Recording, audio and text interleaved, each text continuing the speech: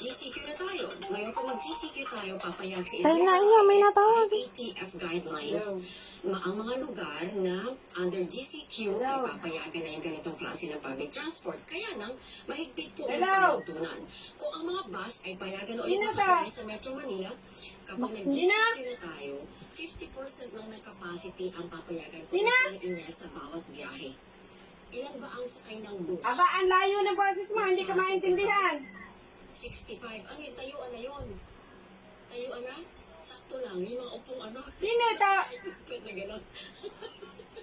Sino ito? Ang hirap kasi makisama sa nakatayo. Lalo pag bigyan po yung premyo yung driver, no? Yung mukha mo. Lumabas kasi kayo, baka may nasignal. Kaya sa akin ang kanin sa hindi ko na inuwi. Ayoko na sumakit. Bakit? Sakit sa katawan eh.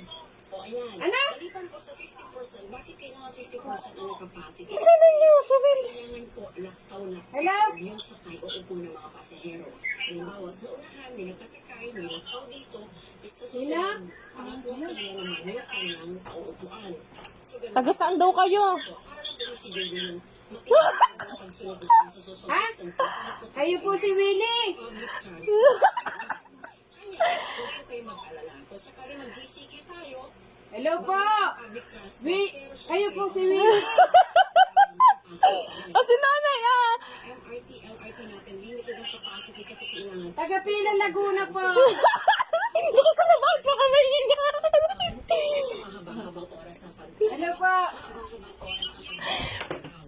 Dot!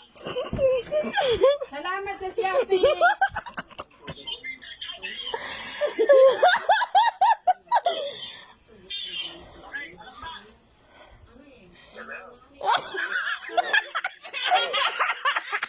It's a prank!